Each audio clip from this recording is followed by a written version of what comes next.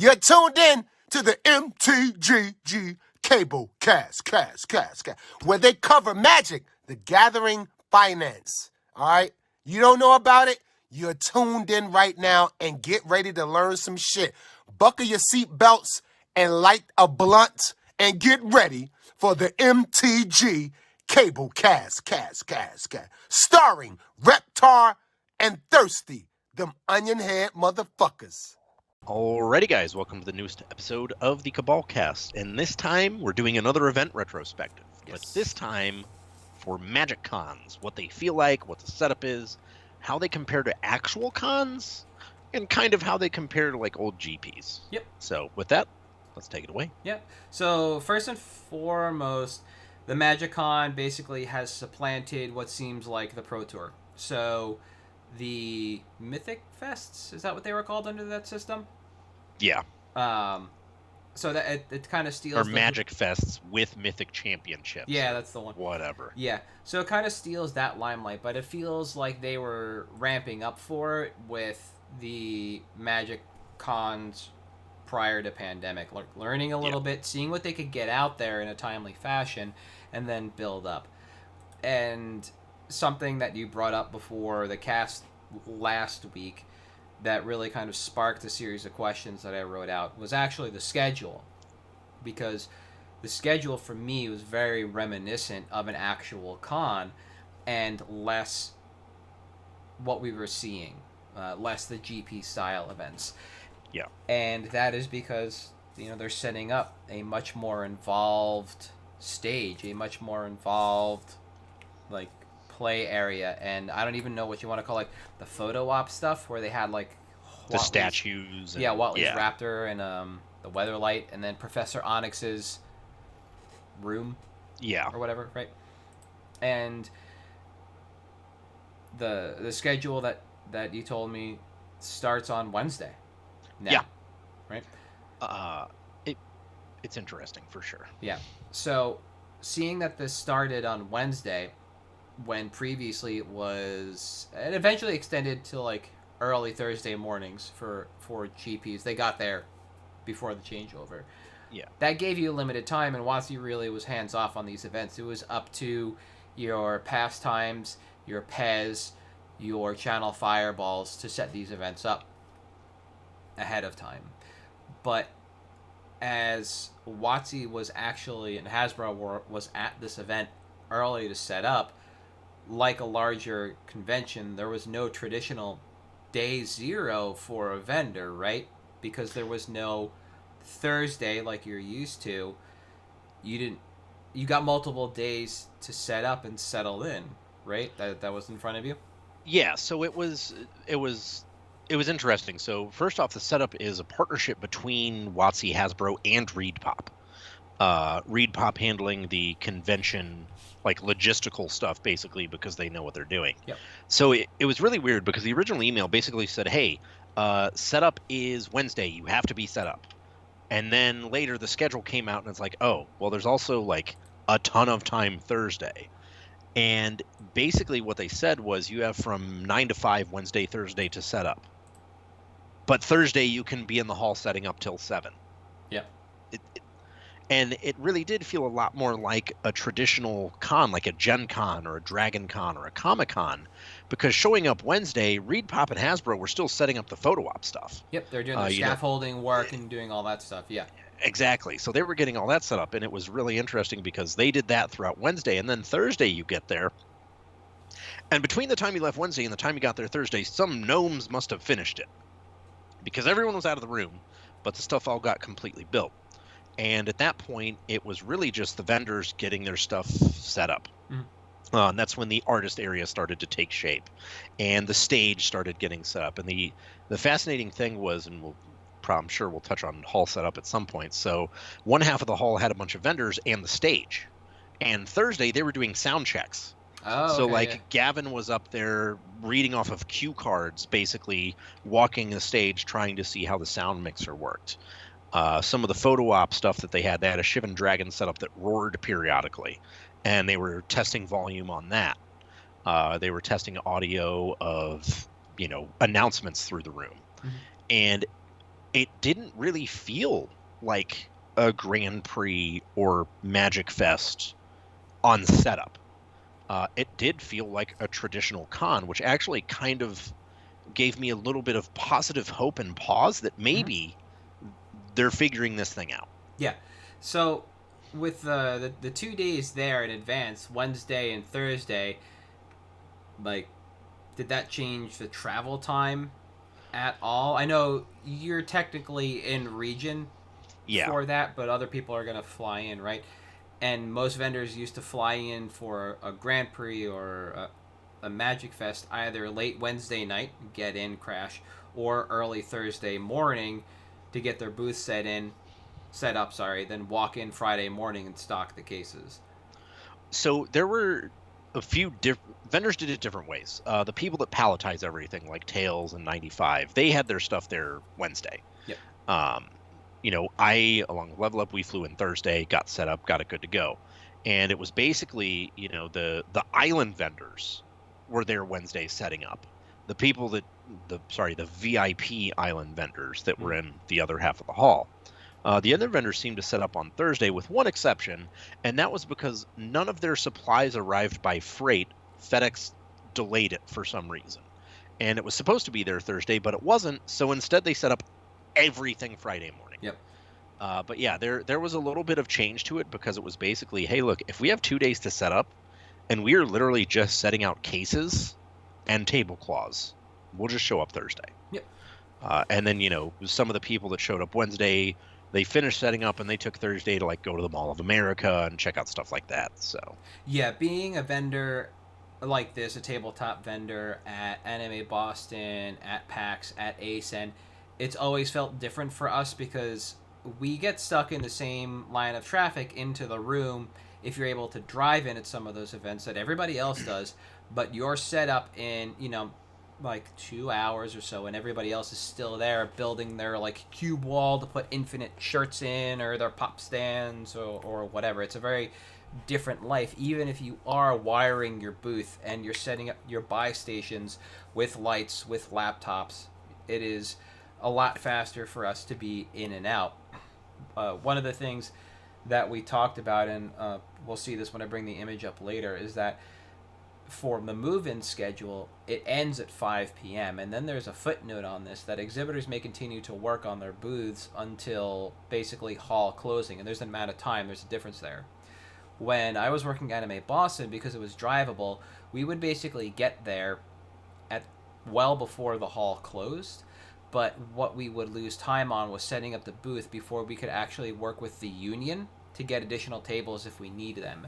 And that's the big difference here as well, is there's going to be union in the hall that's going to take care of your odds and ends. You have to interact with them. So if you are a booth that is going to need power, you're going to want internet, that's going to be handled by the union at the convention center. You're going to have to make sure it's working through them. If there's a problem, you go through them.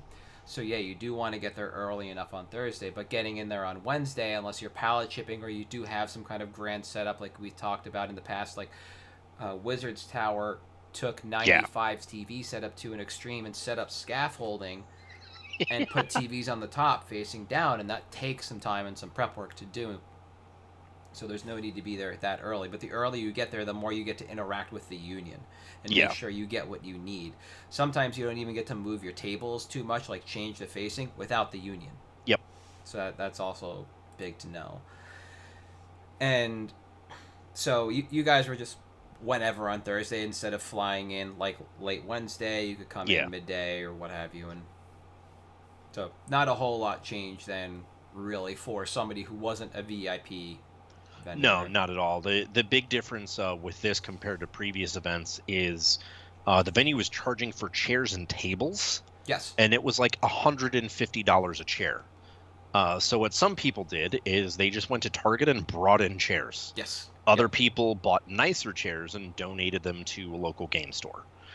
So that was an interesting wrinkle that I've never really seen at a Magic event before. Obviously, like Comic-Cons and stuff, they do charge for those. Yep, exactly. But people realized later in the fine print it said each booth comes with a free table and 2 chairs. But oops. Yeah, that last part is part of what we lost out on when we were getting to Anime Boston later in the day. We would set up, we would get everything staged, realized, okay, if we want to have all the sealed out, we need to have another table, or the booth that they gave us doesn't actually give us enough security, so we have to slightly rearrange. We need one more table.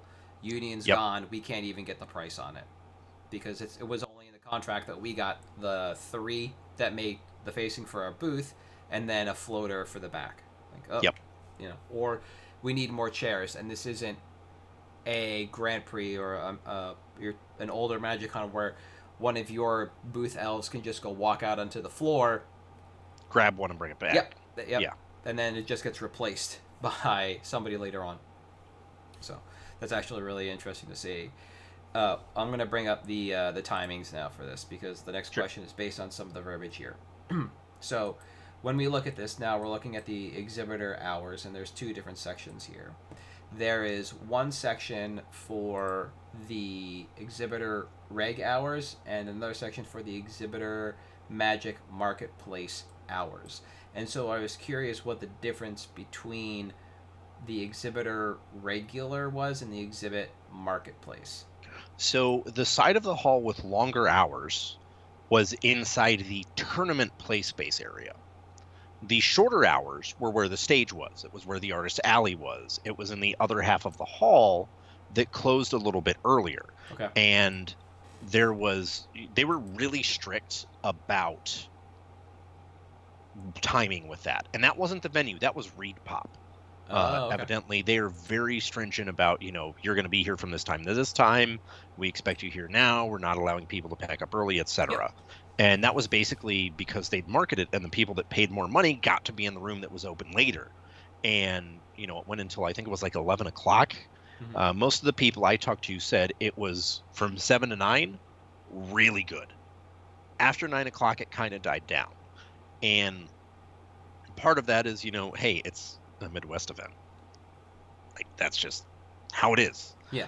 And the other part of it is it's not a Gen Con. It's not a Dragon Con where there's literal 24/7 something going in the con hall.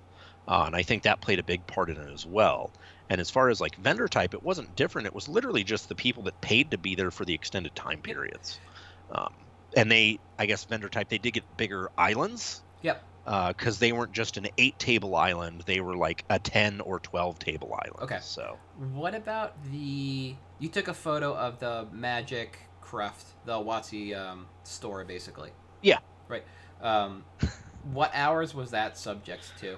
Oh, what a swindle that was. So vendors were told you'll get early access, you'll get a discount.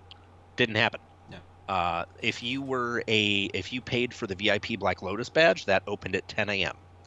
If you were a vendor or did not pay for the badge, it opened at 10:30 a.m. Yep. And you could get in line and everything, but VIPs got precedence. Yep. So if there was anybody in the VIP Black Lotus line, nobody could be let in until that line was empty. Okay. So while it opened at 10 o'clock on Friday, there were people there at 10 o'clock lined up, and it was, of course, a lot of vendors that bought the Black Lotus badge so they could get there. But then it didn't fill up until 3 o'clock. Well, at that point, a bunch of people had shown up, and the regular line was half full. As soon as that VIP line started to fill up, they had to pause that line for about 40 minutes. Mm-hmm. But that was pretty feels bad based on what we'd been told. Well, I mean, that was supposed to be part of the VIP experience, which they are definitely still filling out. And like you mentioned, it's a Midwest event. What do you expect? But at the same time, this is coming off of Philly, where that Black Lotus event was basically super neg EV. Yeah. And people are trying to figure out what went on with this one. What came out of it seemed to excite people enough to want to get it for Barcelona. And so, maybe if the next time it rolls through the Midwest, the PT rolls through, things will be a little bit better because the VIP badge will be more of a known quantity. People have figured it out. That's the thing. Yeah. I didn't hear much about the secret layer. I think that it was not good. Yeah. It was like Send Triplets was the best card, and that just got a reprint. So yeah, it's like the one that happened at Vegas, like the little. Yeah, because Philly was the Cats, which was insane. Yeah. Vegas was that little like not Doraemon, but the little Japanese like egg character. Yes. I think. Yeah, Yeah. people were not super excited, but Philly was the cats, and everybody was over the moon for that. But there was also the denim jacket at this event, which was sought after. Yeah, the Letterman jacket with the Black Lotus on the back that one was super desirable. Yeah. Yeah, the merch seemed a lot better. They really went, like, having been to more than a few PAXs, they were clearly, ReedPop was making an effort here. Yeah. With the pin program and having that in place. Oh, yeah, I saw that, yeah. If anyone's been to PAX, you know how insane the pin People market is on that stuff. Yeah. People go nutty for those silly pins. I saw a vendor put together the entire set, which I figure is one of the easiest ways to do it, because it's like somebody comes up and they just place it down when they're selling or buying, and you're like, yo, how much? Yeah. Yeah. And most of them were, so the agreement was, if you bought the pin program, you had to sell them for $15. Or you could give them away if they purchased $100 or sold you $100 in cards. And there were, Trevor Project was just giving them out. Yep. There was also Fibblethip that was go to the Q&A booth and ask a Wizards employee a question. So they got creative with it and how to deal with it. And that was honestly one of the things that I saw people doing that most reminded me of a traditional con. Yeah. Was we literally had people like, hey, do you know who has this pin or that pin or where I can get this? Mm-hmm. And that was probably the most liquid item from the merch booth. Oh. Because I did see people like swapping them on the floor during games even. Yeah. So That's cool. Yeah. So now you're on the merchant side of things. This is where you mentioned the stage is getting set up. That was the announcement stage. Mm-hmm. Was that where, this is unrelated to the next question, was that where Game Nights was as well, that same stage? Sounds. I don't want to talk about. All right. Yeah. 4 hours. 4 hours. I could not hear a damn thing. Yep. While they were casual politicking over EDH. It was a nightmare. Yep. Sounds like every time Riot shows up to a con, you can't hear anything when a League of Legends game is going on. Nothing. Yeah. All right. So you're on that side. You basically have all the cosplay, you have all the vendors, you have WotC doing their panels, etc. Did it feel like there was a Pro Tour in the same building at all? No. Okay. Not until the stream went live on Sunday. Because literally, they streamed the Pro Tour on the big screen. Yep. On Sunday. Yeah. With nobody on the stage. Oh, so it was just like, here's the top 8. Bam. It was just the stream of the top 8. Because the actual tournament was on the other side of the hallway. Yeah. Or the other side of the hall. So way on the other side where the extended vendor hours were was where the tournament was. Yep. For whatever reason, vendors were not in the open play area. That was in a separate room that you had to leave, walk down the hallway, and then go into a separate hall for. Which was something that they were receptive to feedback for, because to me, if I'm a vendor, I'd much rather be in the open play hall. I've got way more of an audience there than I do strictly tournaments. Sorry. I agree with you from a vendor perspective, but I'm going to say this. This is WotC firing a shot across the bow of the secondary market doesn't matter. Because why would a vendor need to be in the play space? The players have all the cards they need. We just print them. The players just buy packs and open them. We don't need you in the game hall. Get out. We're paying the bills. Look, I get that. We were one of the only gaming vendors on the floor in ASEN. We found out that everybody else was paying the super premium to be in the game room, or not at ASEN Anime Expo. Yeah. The interesting thing though was the command zone was in the tournament area. Okay, there was one time they turned the camera around on Sunday and said we're here at MagicCon Minneapolis. This is the Pro Tour, and we're in the same hall as the rest of the event. And then there was just nobody at the chairs. I had no idea what was going on. Sunday it was a Midwest event. By 3:00 it was dead. Yeah, just beyond dead. There were still some people that were hanging out who were friends with people in the top 8, or just stragglers that came in and, all right, I'm, lollygagging around, selling stuff, whatever. Yeah. But it was a very interesting setup for that, compared to, Gen Con. You've got the open play hall and it just opens into the vendor area until the vendor area closes for the day. Mm-hmm. But it didn't feel like a Pro Tour was there. It felt like the Pro Tour was an afterthought. Okay. which is very different from I've worked one Pro Tour. It was drastically different than when it was just a Pro Tour, and that's what you were there for. Yep. Yeah. Which we'll get to in a little bit. So you gave us a small idea of the layout of the building in that free play area that had the command zone as well. Or... So the command zone was in the tournament area, not the free play area. So I don't know what was going on in the free play area. Oh, okay. Because it wasn't the command zone. And it looked like Oathbreaker was being played at the booth. Yeah, that so they were set up and had a ton of people playing Oathbreaker. They also had some panel rooms down the hallway. And they were like, we have the game open play area. We have the exhibitor hall with a tournament space next to it. Yep. And then way down at the end of the hall, you had one 100 by 100 room with a bunch of chairs in it. That's where the panels were. Okay. So it was basically just like a straight shot. For some reason, I thought this was a multi-story facility, so the PT was... It is. Oh, okay. I guess there's just enough room on the one floor then. All right. Yeah. There was nothing else there. Yep. The whole weekend, so... All right. There may have been like a cheerleading competition or something. I have no idea. That makes sense. Yeah. As to why you wouldn't spread it out. Keep all the nerds together. Yep. All right. So, have you worked a PT before? Yeah, just one. Okay. I have not. So, the only thing I knew about working a PT is that everybody that was on-prem was there to play the main, be degenerate, and then maybe interact with the host, quote-unquote, LGS, if they were running side events on-prem, or if there wasn't enough room on-prem, they were located close enough to have, walk-ins, basically. Did any of the Pro Tour kind of spill out into the vendor hall, or the free play area? I can't imagine, aside from... the Requeue event that was available only to Pro Tour players. Yeah. It seemed like there was the Secret Layer event as the next biggest thing, and I didn't really get a sense of much else that was going on there. No, it was mostly the fires they fill side events was what they were doing. It seemed to be a lot more geared towards your casual play. Yeah. They did have RCQs that were Legacy and Modern, which I thought was phenomenal. Mm-hmm. At least the Legacy one. Yeah. For the Legends pack. Yeah, that was great. Legends packs, yeah. But it felt like the sides were specifically geared towards your more casual players. Okay. It was basically, hey, look, we get that you guys are here for the Pro Tour, but you're not the ones buying badges. All these casuals are, so we're going to gear it towards them.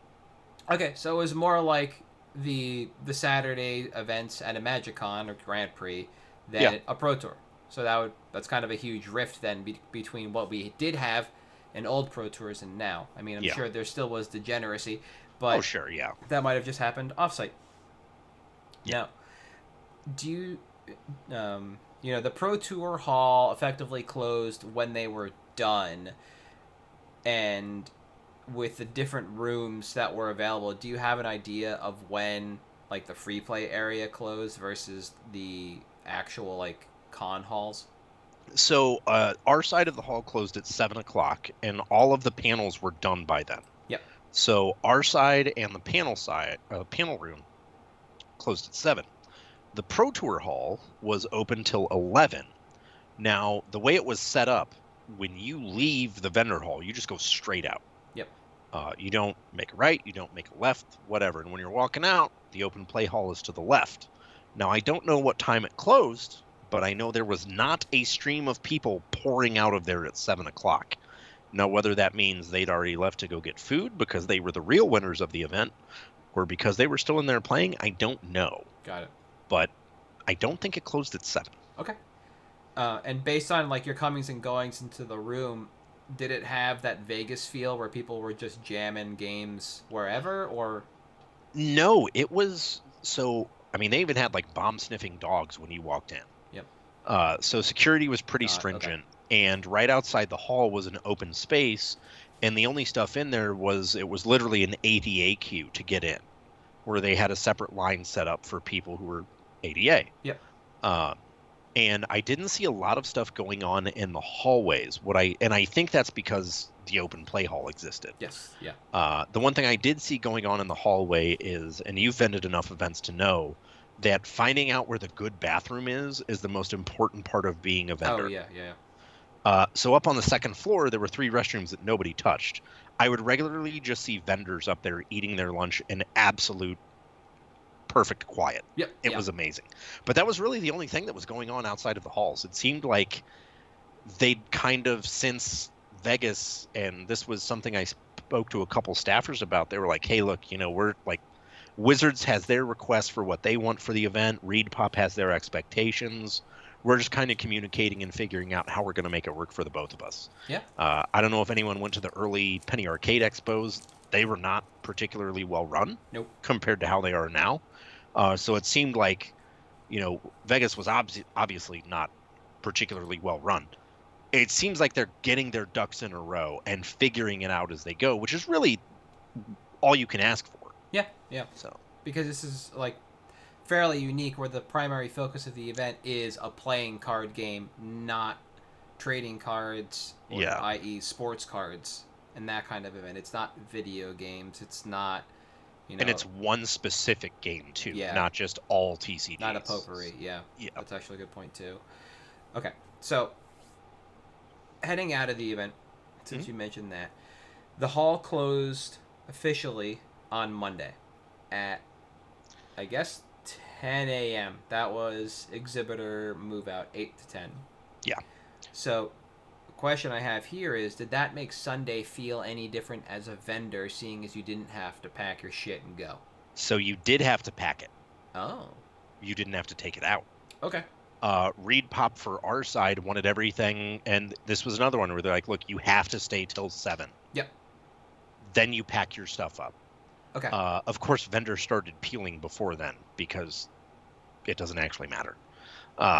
So the vendors that did just peeled, and it was basically the people that were palletizing were given Monday to have someone come pick up the pallet, because there was a FedEx spot on site, but they were closed because it was Sunday.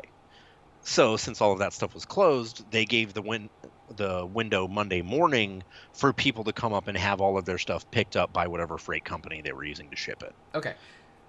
But usually when we're vending GPs, MagicCons, what have you, it's all done that Sunday, and it's like a mad rush. Yeah, somewhere in the early, more relaxed. Yeah, late afternoon, early evening, people are packing up. Strike Zone left at 9:30 and nobody noticed. Like they were there till 6 o'clock at least. I've never seen Strike Zone or Cool Stuff not be the first ones to pack up, but they were not the first ones to pack up this time. But yeah, it did feel a little bit different because it wasn't that mad rush. It wasn't like, all right, we've got 30 seconds. Peel the cases, close them, load them in the suitcases. All right, where's the credit card machines? Did we get our batch run? Cool, let's do that. Throw them in the duffel. Yep. And, if you obviously know, you've worked events. Anyone listening to this has worked events. You know how that last day feels, where it's like, fuck, we got to hurry up. Because the sooner we get this done, the sooner we get on the plane, the sooner we get home, the sooner we get on to the next one. And it just didn't really have that mad rush, which I think was a little bit of a relief. Yeah, for sure. Because, at the end of the event, you're just wiped, dead, exhausted. Yep. Yeah. Don't want to do anything except exist. Yep. And you got to do that. Yeah. The best thing I ever did was convince people that when you're done with the show on Sunday, it shouldn't just be a mad dash to pack, slam something in your face, and begin travel home, or get back to the hotel because you've got to get up at 5 for your flight home. Take Monday off work and slow down Sunday so you can have more time on Monday to travel. And that ate into your week, because then you only had Tuesday to Thursday, maybe, or Tuesday and Wednesday at home before the next event. Sure, you can get a ton of that work done at the airport before you leave, and slowing life down a smidge, super duper helpful. So I'm glad to hear that with the 3 hours on Sunday from 7 to 10 p.m. according to the numbers, it allowed for you guys to pack up fairly easily. Yeah. Now, I guess based on that, and kind of stepping out of line with the set of questions we have, you're in Minneapolis on Sunday. Let's say you're peeled out of there and back at the hotel by 8:30. What is it like trying to find that last meal on the weekend in Mini? So, first off, I had one of the best meals of my life while I was there. The food scene in Minneapolis is actually really, really good. Yep. If you're ever there, Kazama Ramen, incredible. Also, Nightingale, very, very good. Best steak tartare I've ever had in my life. Shout out to the local places. But it really, like, my favorite thing after a day in an event is to find some pretentious, bougie hipster bar and get a slow gin fizz. And that's like my relaxation moment. Anytime I'm in Columbus, I go to Denmark. It's a bar across from the convention center. They have the best slow gin fizzes in the country. I don't care what anyone says. Finding that last meal on Sunday, for me, is always like, fuck it, I had my good meal. I'm getting McDonald's and I am getting the hell out of here. Okay, that's fair enough. Like, Yeah, I but, appreciate that. A lot of people I know, because I left Sunday, but the people I know that stayed over till Monday, they literally were like, all right, we're going to do it up big. This is our final for the weekend. A couple of them went to the casino that was like 30 minutes away. Just kind of all depended. But that was their deal. That was what they were, what they decided to do. And I think especially having that extra day, it actually allows you to do that. Yeah. Because at GPs, you didn't have that before. It was literally, you got to get out and you got to get back to your shop the next day. Yep. Absolutely. And because you didn't have a reason to be there another day. You were supposed to hurry back. And I think that the other thing, too, is that now that we don't have these events every weekend, I've noticed a lot of vendors are a lot more relaxed about what they do for eating and just relaxing at the end of a show, because it's not, man, all right, Sunday's over. I got, like you said, 1 or 2 days, and then boom, on to the next one. The next. Yep. And I think that more than anything has really helped the fatigue that people feel about that stuff. Yeah. No, So. that's good to hear. I did Magic Fest Mini, and I don't remember having a hard time getting food at any point. No. When we were there, the city was open at all hours. I think we might have eaten at both of the places that you mentioned. Yeah. Now that I'm thinking about it, I just don't remember the names because it's so long ago. But that event, and so I did a string of 4 in a row that started with DC. Okay. That was the first Magic Fest of 4. And I think culminated with DC, Detroit, Vegas, Minneapolis. Culminated with Minneapolis. Yep. And you set Vegas aside because that is a city that just is everything all the time. Yeah. And just bookending DC to Mini. I came in on Thursday. I was out on Monday for both of them. I was there with Face for both of them. And for me, Face was very similar to most of the other shows I've worked with people where the show lead had figured out where we were going to go to dinner at like 5 or 6 just to kind of give people a goal. Like, make it through. This is where we're going. Start looking at the menu in the downtime. Get people ready to have a decent evening before they go to bed. And we did a big meal on Sunday, both times. But markedly, the difference between DC and Minneapolis was that you're in Herndon, Virginia for DC. Yeah. And the only thing that was open was Hooters, because even the hotel bar closed at like 8. Yeah. Versus Minneapolis, that was open until like much, much later all the time. So it was just 11 easier. or midnight, yeah. Yeah. So it was easier overall. And when you have that kind of relaxed evening, and you're not traveling that night, so you're not looking for something quick in the example that you gave, right? You do have the opportunity to say, okay, we're going to set a reservation for like 7 or 8. That means we peel at 5:30 or 6. With Face, we pallet shipped. Yeah. So we would peel probably half an hour before most others would start, because we also have to wrap it. When you pallet ship, you got to shrink wrap it. Yep, and it has to be within. Nothing can stick out past the pallet, and if it does, they'll let you know by smashing it when they're moving it with your with their forklift. It's fantastic. So you play that game for a while. That's basically the majority of the time, and then you're out and you leave. But because of that opportunity and that like little bit of slowdown that we had, because we all left on Monday, it gave us the opportunity to find like a decent place to eat and unwind, which is very, very difficult to find sometimes as a vendor. Yeah. So I'm glad to hear that between the changes to the system that they have in terms of timing and the location allows you to enjoy that evening.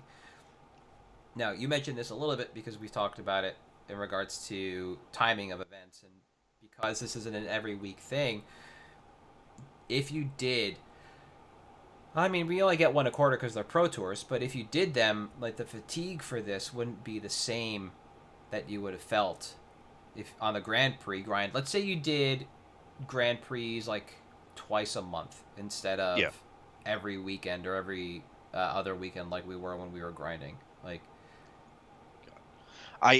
twice a month would have been great. I would have been perfectly cool with that, because especially if it's not back to back, it's way easier. That fatigue is much better. And this was actually something I discussed with some of the vendors is, man, this feels, from a vendor perspective, as close to pre-pandemic GPs as anything we've had since. Okay. And it's not particularly close. They're just actually very good. Okay. And I think that if we had that every 2 weeks, it would be perfect.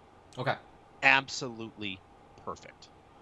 And I would be fine with the grind. I would be fine if I was able to, recover.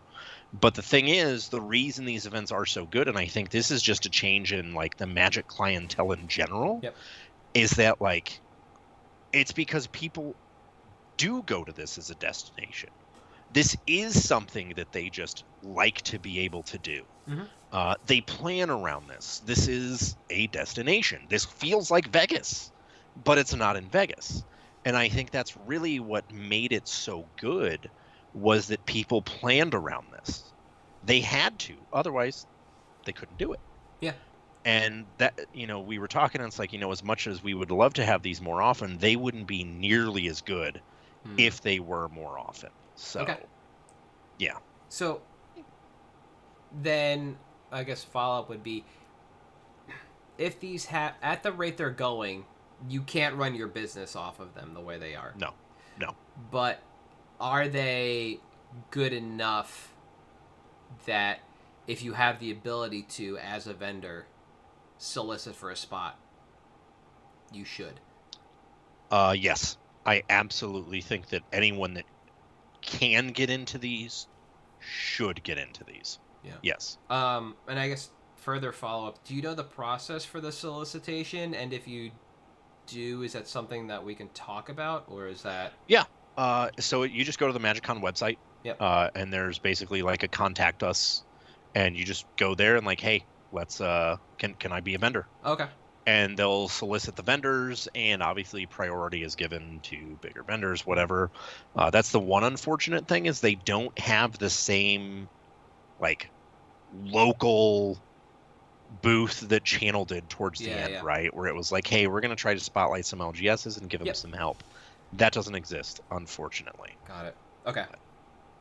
All right, that makes sense. And I guess that's basically going to be the difference now between something like TCG Con and maybe even Star City in these events, is a little more of the exclusivity in regards to, like, no, sorry, we're only looking at people that really suit our needs, that suit our brand, that our attendees care about and will gravitate towards.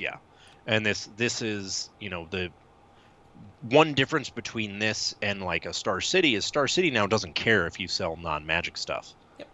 For obvious reasons. They have a preference for Magic vendors. 100%. Obviously. And then last question before picks, because I just thought about it. There was no Whatnot support by either Reed Pop or WotC. So there was not, but Whatnot did have representatives there going around talking to people saying, hey, can you get on our platform? Have you heard about our platform? Yeah, the standard kind of solicitation. Yeah, exactly. Yeah. So that was there. Okay.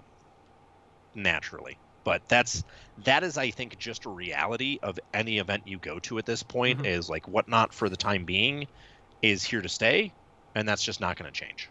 Until a bigger, better, Whatnotier platform comes along. At GP Louisville the weekend before the inventions were spoiled, there was a company there that was demoing their card scanning hardware. Yeah. They'd sit down with all the vendors if you were willing to give them an ear, and would just show you how to boop your card. Like, we're before going to save you time because you get to scan. Yep, exactly. Well before TCG Players, Ion, or Nexus, or whatever it is. Yeah. So that kind of solicitation is still just a reality. Was and is a reality in the space. So it makes sense. Okay. You ready for picks, or is there anything else you want to? Okay. No, that's good. All right. So I'm going first. Yes, because I told you could. All right. This one's great. I think it's really simple. Read the card. I'm going for Thalia and the Gitrog monster from March of the Machines. So, as we've kind of been touching on recently, the advent of collector boosters and increased print runs has cratered the price of products. Mm-hmm. We've been holding pretty steady at a couple weeks now for Thalia and the Gitrog monster at around the like $6 range for the base version. If you take a look at the liquidity on TCG, it's like 20 copies a day. This is a card that it's a mythic in this set with an alt art treatment and a serialized and a halo foil, blah, blah, blah, blah. Whatever. This card is really good. Just read what it does. For 4 mana, you get Thalia, Guardian of Thraben, the 3/2 first striker. You get that effect, and for 1 extra mana, you get the 2 clauses of Gitrog thrown on and a 4/4. It's just well above rate. Absolutely. It's also in a color combination that cares about the graveyard. It cares about lands. It has stacks pieces that are really good, and this could be one of them. Mm-hmm. In EDH, this hits very solid, powerful colors. It is thematic in multiple ways because lands matter, graveyard matters. All of that matters in these colors. In terms of quantity, that's where this one gets tricky. Mm-hmm. So for me, this being a legendary means it's never going to be played as a 4-of at a 4 mana slot. It's no format has a metagame that is mid-range heavy. So 4 mana is a lot. You probably don't want more than 2 of these in a 60 card format. You obviously don't want more than 1 in EDH since that's all you can run. So if I was getting this, I'd be going honestly at about the 6 to 9 quantity. Not super deep because I don't know how much liquidity this is going to have long term. Now, I will say I think the reprint equity is pretty low here because they really can only do this on Eldraine or some Masters of the Multiverse Electric Boogaloo set, which is what March of the Machine was. And timeline's where it gets tricky. So we're getting into Modern season. This card's not going to see play in Modern. I'm sorry, the format's too fast. Standard might be solid if Fable of the Mirror Breaker gets banned and we don't get its term extended for another 1.5 years because rotation sucks. So really what you're banking on here is EDH and maybe Pioneer when it makes a swing back. Okay. So now that's going to be obviously after the next Pro Tour because Modern season, if it's Barcelona Pioneer, is Modern. Yeah, after that, sorry. Is when we'd be looking. It may be returning to Pioneer. Who knows? Maybe we'll have a new format then. But I'd say in terms of return, you're basically looking at some of the early collector booster products like Ikoria. Obviously, the print run's a little bit higher. We have a higher open rate.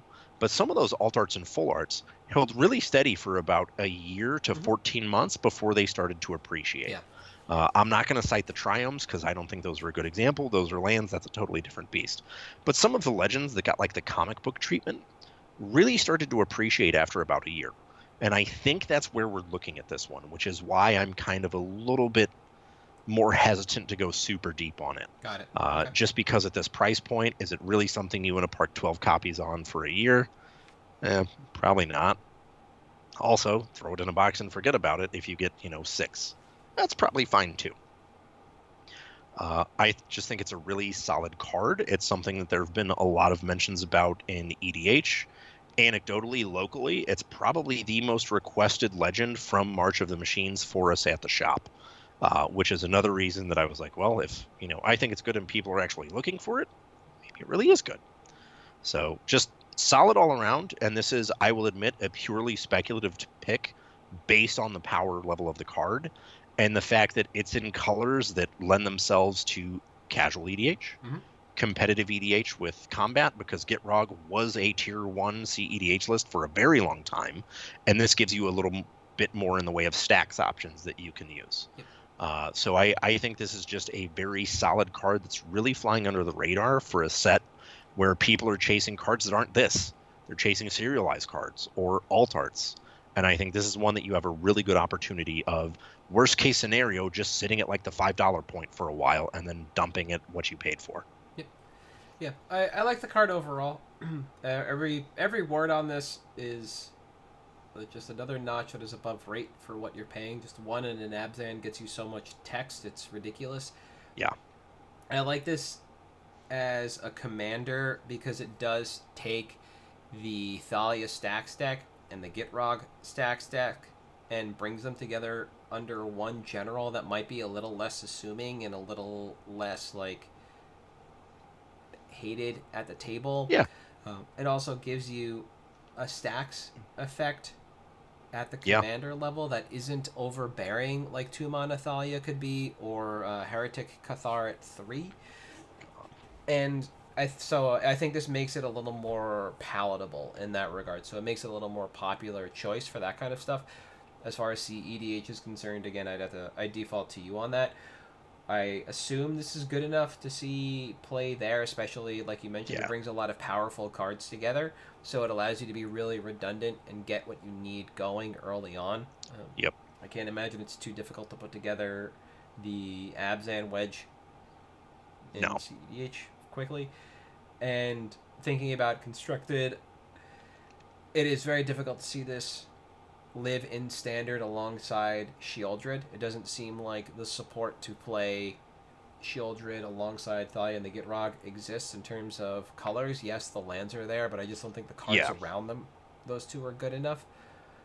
So if they cut Fable and leave Shieldred, then I don't think Thalia has room to play. But if they cut Shieldred, then that might carve out room for Thalia as well, because First Strike and Death Touch makes us a very deadly attacker and blocker. And there are some powerful Planeswalker options to put around this card as well. So like you said, if they cut the legs out from underneath the Rakdos mid-range deck, there is the opportunity for Abzan to rise up around this if the rest of the supporting cast does show up. So I like the opportunity it has in front of us in Standard. Pioneer, again, not a format I really interact with that much. Todd Anderson's write-up seems to be basically a similar write-up to my understanding of the format, which is just Pioneer is mainly passing. Yep, exactly. 2 ships passing in the night, and the die roll does determine a lot, but not everything. And just most. Yep, and if you feel like you're losing too much with whatever you're doing, move to mono green, which is like a foundational element of the format, and just kind of play, draw my card, cast it, if you want. So if this does show up in Pioneer, I would expect the format to have to change a little bit, but it's not to say that it won't. We go into Modern Season, so that's where the focus is. All the RCQs have to change to be either sealed or modern, leading into Barcelona. And then what happens to Pioneer when we come out of that has yet to be determined, as we don't know the format of the PT after that. So to your end, if we go back to Pioneer Season, which I believe we will. If not, then it'll be the one after that, because I think it's Standard, Modern, and then either Standard Pioneer or Pioneer Standard again. Yeah. One or the other. Then I could see them taking some time to figure out Pioneer a little bit after March comes out, because if you listen to the Pro Tour over the weekend and any of the podcasts that we've talked about in Discord that pro players put out, you'll find out that the Rakdos deck that is in Standard is the Rakdos deck that is in Pioneer. That is Rakdos Scam, effectively, in Modern, though that has Grief attached to it. It does. And Fury that you can copy with Fable. Exactly. So it's effectively the same shell across 3 formats. So who knows, maybe there is a sweeping change to all 3. We won't know until we get there. So this is a card that has a ton of potential around it. And for similar reasons, I like it as a pick. And I agree that it is difficult to want to put in a ton of money on this Yeah. If you don't know, you're going to have the ability to kind of turn a couple around immediately to locals, or in a couple of weeks for a little bit of profit. Yeah. So, I like it overall. On my end, I'm sticking with Commander. This is a non-question Commander card, and we're looking at Throne of the God Pharaoh today. Yeah. So this is a 2-mana artifact from Amonkhet Legendary, that says at the beginning of your end step, each opponent loses life equal to the number of tapped creatures you control. So that's it. Reading the card explains the card. And Or TFC. When I put this on my list at the beginning of March, Card Kingdom was buying 49 at $3. There were 271 unique listings on TCG Player at $5.12. When I was taking my notes, CK was buying 77 at $4.40. They're now buying 62 at $4. So, somebody submitted 15, which is a fair chunk. That's like, 20% of the ask or something like that. Yeah. They drop it by 40 cents, which doesn't really deter me too much. And there are 244 listings on TCG Player when I was taking my notes for $5.13. And this is the part that I really like. As of today, there are 243 unique listings, so down 1, but the market price is now up to almost $6. So the market price has gone up almost 20%. And like A+, exactly. Yeah. If CK doesn't believe this thing, then the open market definitely does, and that's just fine. Yeah. No. Good enough. Yep. So, like we said up top, reading the card explains the card. So when you look at this from a commander perspective, this is just another tool in the belt of the quote-unquote go-wide strategies to close out the game. Attack that guy over there because they're open for business, and then everybody else, you also lose because 40 damage from tokens or what have you. Yeah. Like, that's it. Digging into the format, I really like this card in those go-wide strategies as it offers a similar kind of win con to those decks that Aetherflux Reservoir offers to Spellslinger decks, where it just kind of promotes you for playing the game at your pace, at the strategy you want. And obviously, plan 1 in a token deck is, quote, enter combat, unquote. But if for one reason or another combat is locked out, you can still kill the table while bolstering your forces and playing the game. So something with like Cryptolith Rites that allows you to just tap out all your nerds, or just crewing a bunch of vehicles allows you to chip away at everybody's life totals. There are a myriad of ways to do this. You just tap your creatures idly and just kind of end the game there. And obviously the reach on this thing is incredible when you can tap your creatures for mana or for other abilities and just dome everybody at the table at end of turn. Yeah. Now, thankfully, I didn't see immediately any kind of combo surrounding this on rec, which I really like because it means that this isn't an obvious threat when it hits the table, in the sense of like, oh, that guy's going to combo out now. Get him. Yeah. And if it's not dealt with immediately or in time, it will end the game, but it doesn't come out of nowhere to win the game. Like Aetherflux Reservoir can do that. It's a dangerous card for that reason. It could just end the game on the spot. You cast Snap a bunch, High Tide a bunch, and then Capsize a bunch, and that's it. Game over, right? Yeah.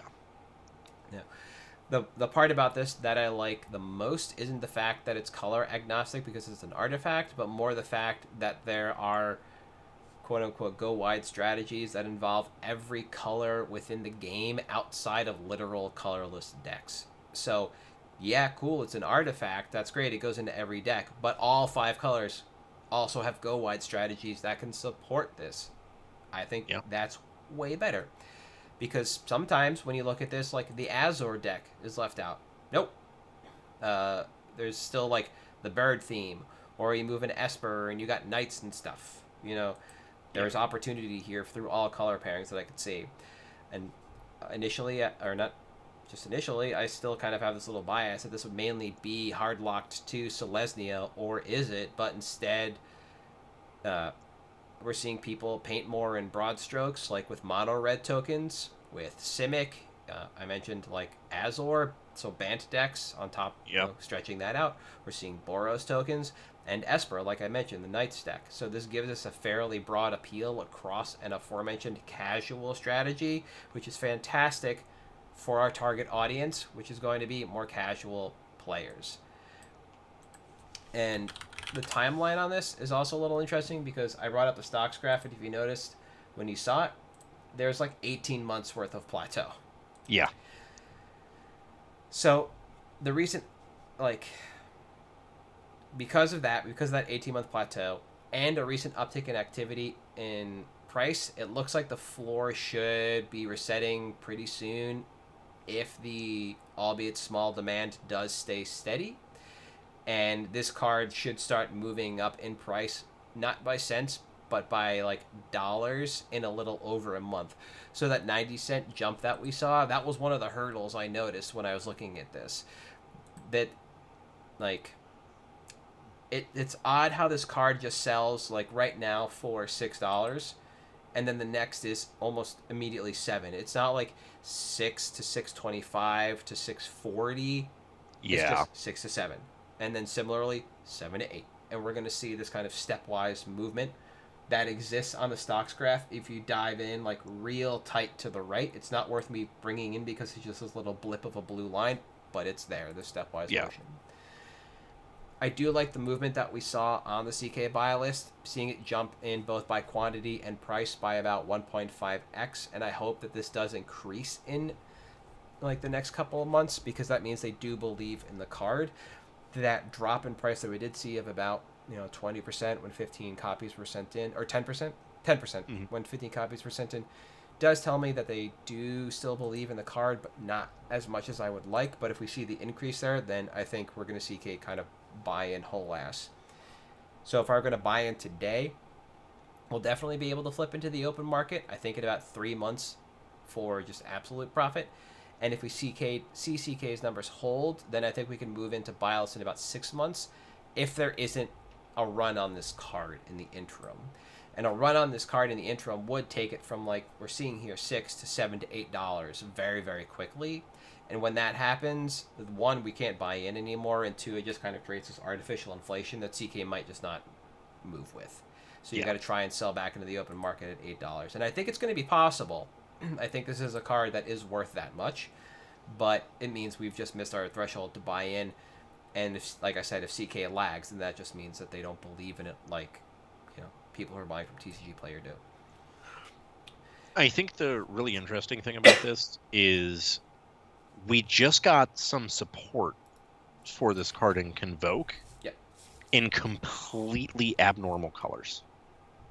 Oh, in the Esper, Esper, right? It's just not, they're not colors that use Convoke. Nope. But that means that if we're getting that, well, there's a bunch of incidental support that could happen that just makes this card pop. Because when you first pick this, my first thought was literally immediately, the Convoke deck. Yeah. I mean, you can still just Convoke into Court of Calling. Like, there's still nothing wrong with that, right? Yeah. And this ends in any deck that can turn its creatures into dorks, like Slivers. Yeah. God Pharaoh's Gift can just end the game at the end of turn. Yep.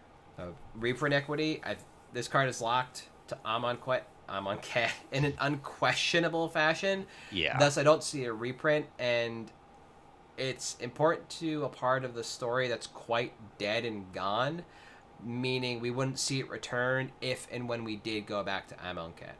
Yeah. So,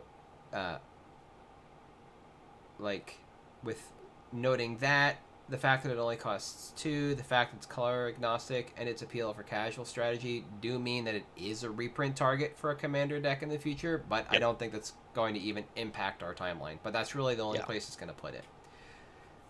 By quantity, honestly, I don't know how many of these I own, if any at all, because I was on God Pharaoh's Gift instead. Like, when that was up and coming into a deck, I was picking those up. I don't think I really cared about Throne, so I have it in my notes. I do not have many, and I believe that number might just be 0. But this is something that I'd be happy picking up, like, 4 play sets of. And I wrote that when this was like a $5 card, not a $6 card. So 4 play sets at 16, it's $80. So then at 6, this is probably about a 3 play set card if you want to spend about $80. And a little less than that, you'd spend like 75-ish after shipping if you could pull them all from one vendor. And I think that's more than enough for a card that we're going to wait a couple months on to move. If you have the ability to serve these locally, though, you got a lot of tokens players, then yeah, going in a little harder might be the way to go, because tokens is such, like I said, this broad strategy that appeals to a lot of people for a lot of different reasons. Yeah. That you might have the opportunity to serve this over some other specs, and this could be a good time for you to just like stray and better serve your locals. Yeah.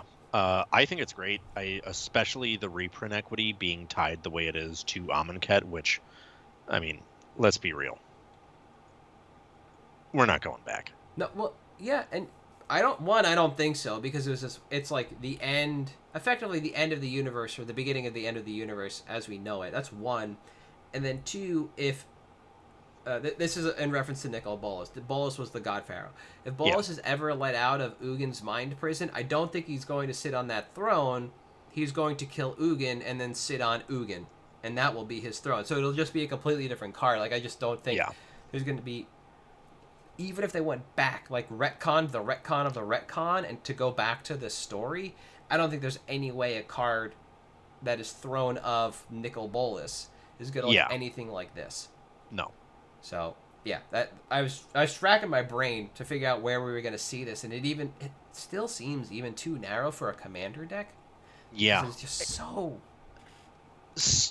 like it has to be an all-in token strategy or something, and then it's like, okay, so the only place I really see it is, of course, a secret lair. I don't think this is ever getting a secret lair, because if we get a villain-themed secret lair, I think it's more likely we get, like, the villain cards. Yeah. Or the villain removal cards, like Imprison in the Moons, banished to the prison realm or whatever, the Shadow Realm. Yeah. Like, that's the stuff I feel like we end up with. Yeah, I agree. And so I think this is, like I said, pretty safe overall. I think it's even a stretch for a commander deck when you're looking at the reprint equity. So at this point in time, it really is. It's like, do you believe in the effect, and do you believe in your ability to move it back into the open market? And I think there's no question about the ability on this card. I think it is easy to look at and see why it's powerful and why it's attractive to people who want to play these go-wide strategies. And then it just comes down to how you believe you're going to exit from your position. Mm-hmm. So solid. Yeah, I approve. But I think that's going to cut it for this week. Yeah. Yep. Right. So we are at MTG Cabalcast on Facebook, Patreon, Twitter, and YouTube. And if you want to reach us directly on Twitter, I am at Halt, I am Reptar, you are at Thirsty Sizzler. And we'll see you next week.